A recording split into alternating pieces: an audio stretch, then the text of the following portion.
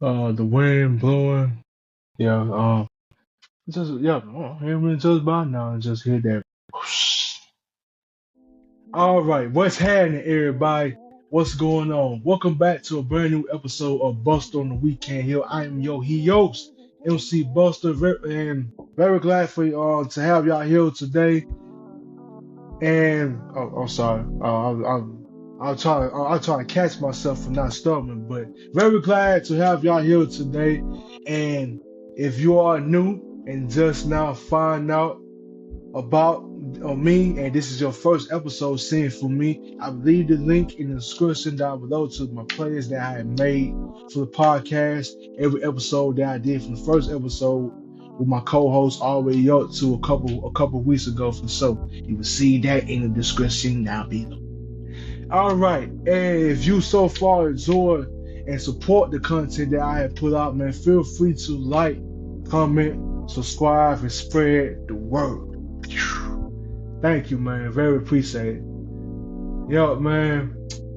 Yeah, I know it's been, a little phase of inconsistent. I haven't seen around here, man, and be the type be, be like nagging, playing. But man, it's just, man, I'm sorry, I've been consistent. I ain't gonna be doing that shit every video. Only thing I'm gonna say is that I'm gonna do my best to stay consistent with things, cause sometimes life gets in the way. But when it comes to something like a career, I say, especially the one that I'm willing to, chase and seriously have passion for. But I feel like that start going back to school will, for it will elevate me, and maybe I'll be able to go to another school. Well, that career that, well, I mean, in a way to be better at the career that I'm chasing for me and stuff. And hopefully that everybody feels the same way. It's all about pacing and time. Time is everything. Consistency is key. And as long as you put your heart and staying dedicated, staying consistent, like I say, and staying disciplined into the career that you chase, man, then things will be better for you. Long as you stay the course and try your best to not doubt yourself. Try to stay positive. Never feel bad about a day that that has been worse. A day that isn't going good, a day that you think that isn't going to go well, but there's just a little bit of worry and anxiety. And because in the Bible did say that we cannot worry so much about tomorrow, let that worry for itself. Because I feel that through the good and the bad, I still thank God for being able to make it through. And I know for sure that having a little hard time on getting to where I want to be, but doesn't mean that it's gonna be in the world. Cause a lot of people nowadays, it's a struggle for them. I don't still say it like that, but like people are, it'll be like around like 30, like 35 or even 42, where people, finally getting the things that they deserve and being financially stable and mentally stable. It's not always going. Things are not going to always happen right away for you. It's the journey, not the destination. So I had to, not move too fast on things because it ain't always about speed and acceleration. It's more about the direction of the speed and where you're willing to go to. Because you just go out there like that and shit, then you're gonna end up crashing. What I'm trying to say is that the more faster that you move on things, then the quicker it is for you to fall to just crash and fall the cliff. Like the coyote when he takes a road run and stuff like that. But just like saying with money, like the quicker that you think so expensive and try to be like everybody else on social media and all that. The faster the quicker the faster that you'll be broke. Which is all I'm trying to say. But at the end of the day, shit, the money that everybody make, that shit gonna stay down here. Even though you spending it or saving it, well, it's gonna be here when we all pass away and shit. So as the saying goes that you came in this world with nothing. What you gonna pass away with and carry? Nothing. So you only live once out of this life, man. Make this only life that you get to live feel the best that you can.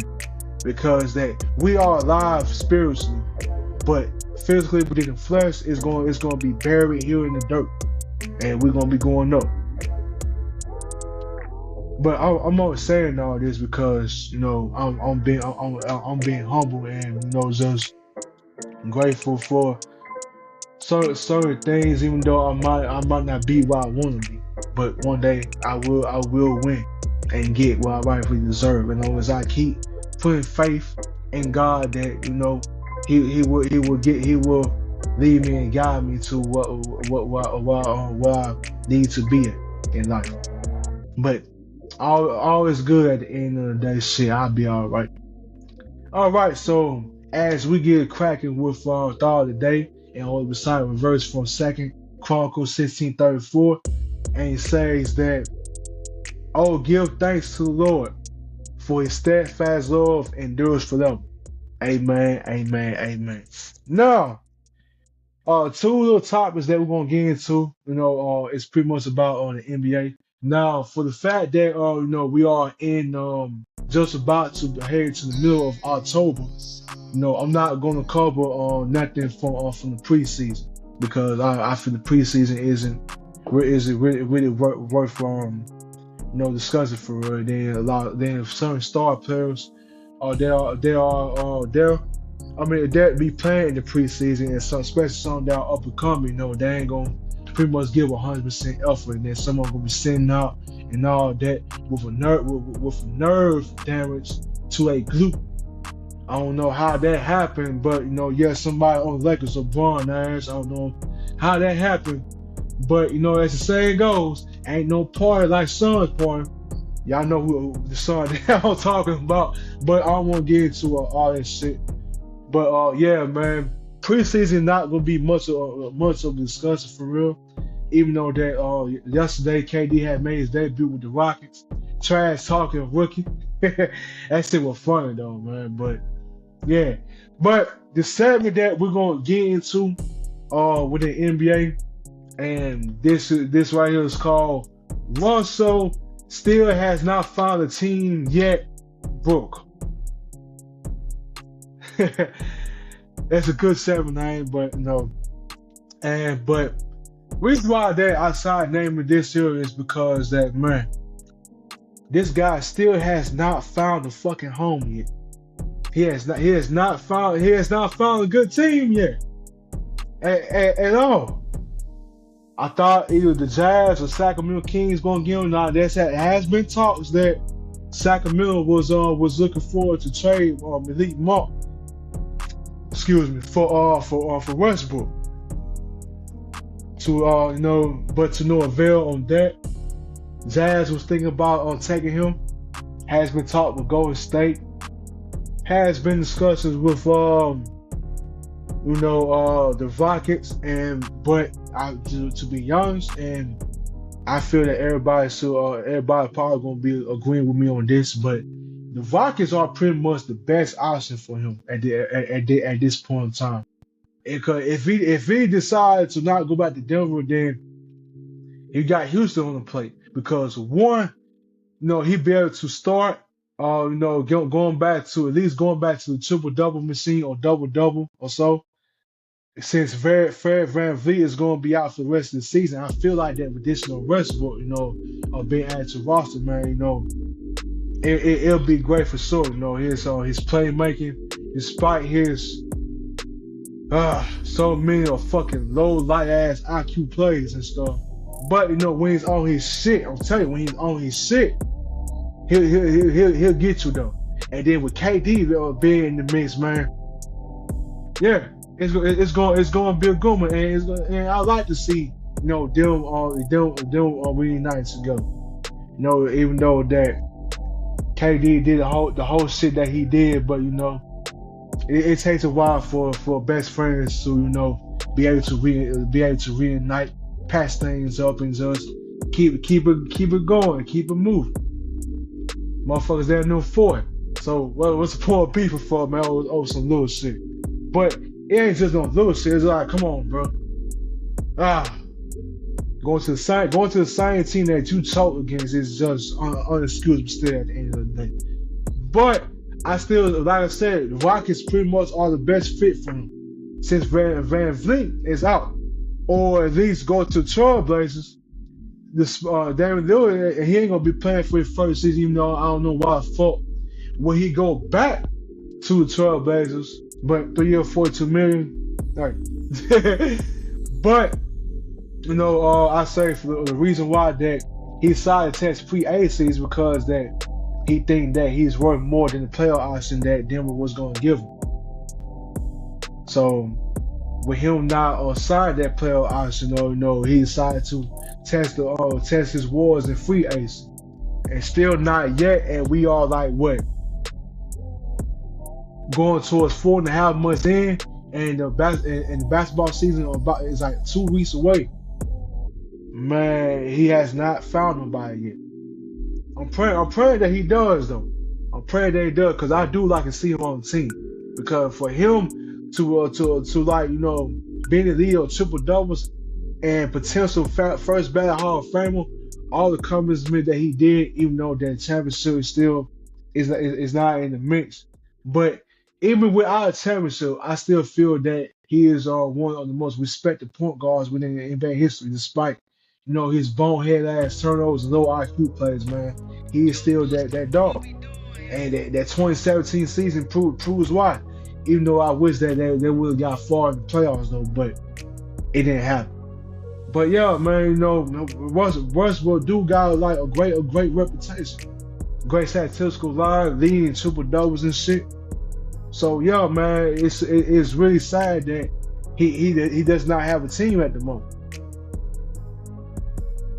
It's really sad, to be honest though, cause since OKC, man, this guy just been pretty much just by everyone, a journeyman like Jeff Green, who also played for OKC during his earlier years, especially around the first 2 or 3 seasons that Russell Westbrook had been with OKC and everything. The year after they changed it to Oklahoma City Thunder, because like if we recall, KD was drafted in 07. That's when the Supersonics was still in the play. Then that's when the next year, and with the Oklahoma City, then Westbrook was the first round lottery pick for that.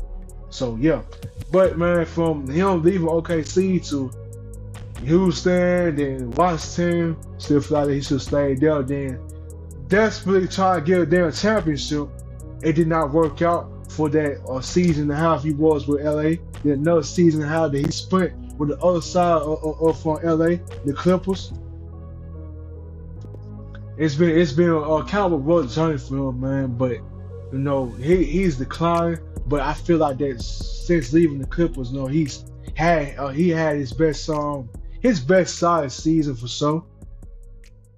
But during the playoffs, when they was going against Oklahoma City Thunder, I'm very surprised that they even went to 7 fucking games, because his scoring was terrible. Scoring less than 11 points per game and things like that. It's just, man, it's pretty much unexcusable though. But hopefully that things will come together for him. Cause I myself, man, don't like to see somebody like him, just not being on the team. But if he just go ahead and just hang it up and call it a season, it's possible that he's gonna be a first ballot Hall of Famer. for sure.